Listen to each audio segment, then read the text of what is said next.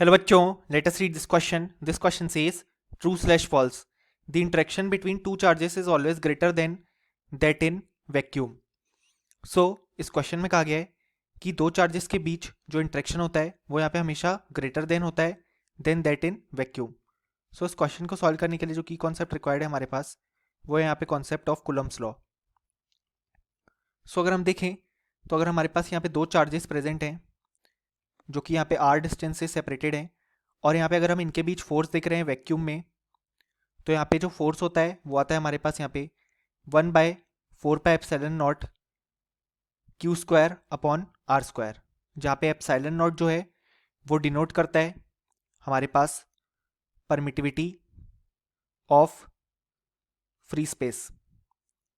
अब अगर हम यहाँ पे किसी दूसरे मीडियम में चले जाते हैं और यहाँ पे सेम चार्जेस प्रेजेंट हैं जो कि यहाँ पे आर डिस्टेंस से सेपरेटेड हैं.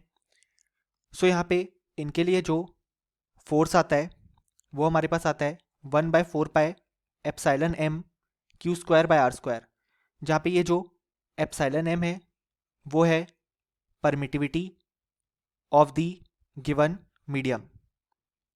अब यहाँ पे जो हमारे पास एप्सिलॉन एम है उसे हम यहाँ पे लिख सकते हैं as epsilon naught multiplied by epsilon R. अब यहाँ पे हमारे पास अगर हम देखें तो अगर हम एप्सिलॉन एम को रिप्लेस कर रहे हैं तो हमारे पास फोर्स हो जाएगा 1/4πε0 epsilon R Q square by R square. अब यहाँ पे हमारे पास जो ये वाला टर्म है 1/4πε0 Q square by R square, इस वाले पार्ट को हम इस एफ नॉट से रिप्लेस कर देते हैं जो कि यहाँ पे फोर्स था इन वैक्यूम या बेसिकली फ्री स्पेस में. सो यहाँ पे ये फोर्स हो जाएगा F naught upon epsilon are.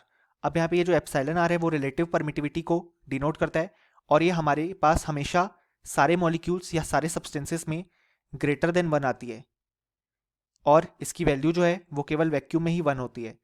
सो अगर इसकी वैल्यू यहाँ पे सारे सब्सटेंसेस या मॉलिक्यूल्स में ग्रेटर देन 1 है तो जो फोर्स है वो हमेशा यहाँ पे less than that in vacuum आएगा, क्योंकि हमारे पास डिनोमिनेटर अगर ग्रेटर देन 1 है तो ये वाला पार्ट हमेशा यहाँ पे एफ नॉट से छोटा होगा.